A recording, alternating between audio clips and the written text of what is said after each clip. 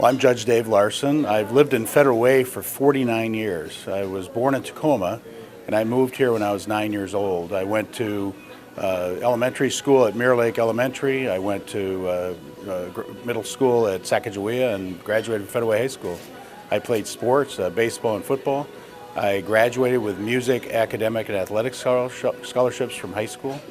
I went to the University of Puget Sound. I paid my own way through college by doing different odd jobs, and then I went to law school and became a lawyer. Well, I was a lawyer for a number of years before I decided I wanted to be a judge, and I decided I wanted to be a judge because I wanted to be able to help people, and I felt that I had that I was given some particular skills that help people have better lives, and as a judge we can do that. We can, when we come into court, whether it's a civil case or a criminal case, we can try to help people have better lives. The idea is to keep people out of court, help people live peaceful lives without having to come to court. But when they do, then we're there for them to try to help them have a better life and not come back.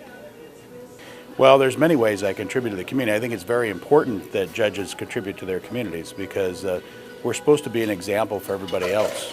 And in a position like of responsibility that I have, I feel I owe it to the people of Federal Way. And I've been involved in Federal Way for a long time before I became a judge too. I'm in Kiwanis.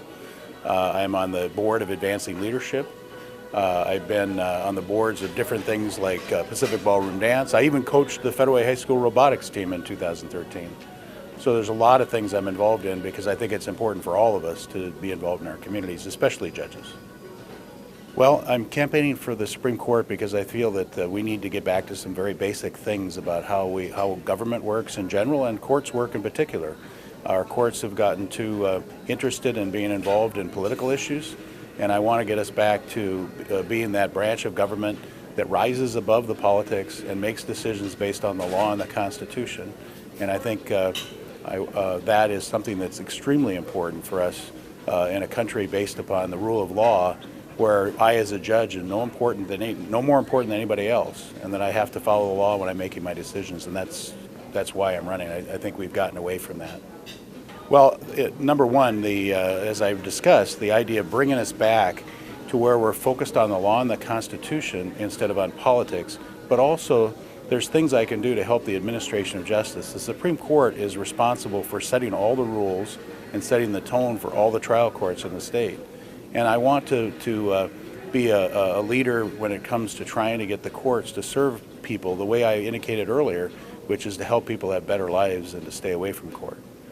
Well, I was a trial lawyer for 23 years. I tried 70 jury trials and 250 arbitrations. I was rated by my peers as what's called AV, which is that's the highest possible rating of professional excellence as a lawyer. There's as far as justices on the Supreme Court right now, you could add up all the justices together and they wouldn't have the trial experience, the civil trial experience that I have. I've also, in terms of my experience on the bench, I have heard thousands of cases as a municipal court judge, and I know what it's like at the ground level, and it's important as a Supreme Court justice that you know what the effect you're having on the lower courts when you make decisions. And I think that, of all things, is most important. There's only 2 justices right now that have more trial court experience, full-time trial court experience than I do right now. The other 7 have had less experience as judges. In fact, 4 of them never were judges before they went on the Supreme Court. Well, the Korean American community is extremely important. A number of people that have come from Korea, first generation, understand freedom better than we do, that we're natural born here.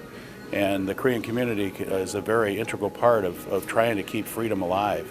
The people that live in South Korea live at the right next to tyranny, and they know what tyranny looks like because their neighbor is that. And when they come to the United States, I think people that the Korean community appreciate our freedoms, and that's something I admire because I do too. You know, the Pledge of Allegiance ends with liberty and justice for all for a reason. You can't have one without the other, and I think the Korean community understands that freedom and justice are closely related, and they live their lives that way. Every person I know lives their life in a wonderful, good way. Well, I think a lot of the violence we're seeing is a symptom of us becoming opponents instead of fellow citizens. We have to figure out how to be fellow citizens and feel responsible for each other. We're at our best when we love the freedom of others as much or more as we love our own. And we're at our worst when we think our rights or our ability to do things is more important than others. And that's what happens when people commit violence on other people, is they think that their right or their desire to do these things, these evil things, is more important than the dignity and respect that they have for other people. And we need to get back to some very basic understandings of how we exist with each other. And that is, that the courts can be very useful for that, because we're supposed to be a guidepost for people on how to live their lives better and live just lives so we don't hurt each other. And I'm very saddened by the way we treat each other, and we need to do a better job. I feel that the untreated mental illness and addiction need a lot more discussion. The courts, local communities are being impacted severely by the fact that we're not adequately dealing with untreated mental illness and addiction. The crimes we see coming through our courts are directly associated with those issues. What you see with homelessness is in large part a symptom of a bigger problem, and that's the untreated mental illness and addiction. Our jails are the #1 provider of mental health treatment, and that is wrong.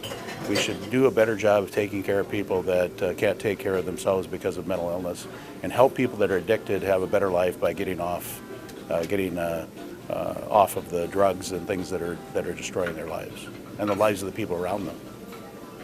I can't tell you how much I appreciate the opportunity to reach out to the Korean community. It's a very important part of our society, and like I said, it's the future of our society as we live together as fellow citizens. The Korean community can be an example for the rest of us of how important freedom is. Again, because they have lived for decades with the staring tyranny right in the face, right across the border. And I think that it's very important for the people of our country to understand how important freedom is. When I teach at Todd Beamer High School, and I always ask, what's the most important thing protecting our freedom?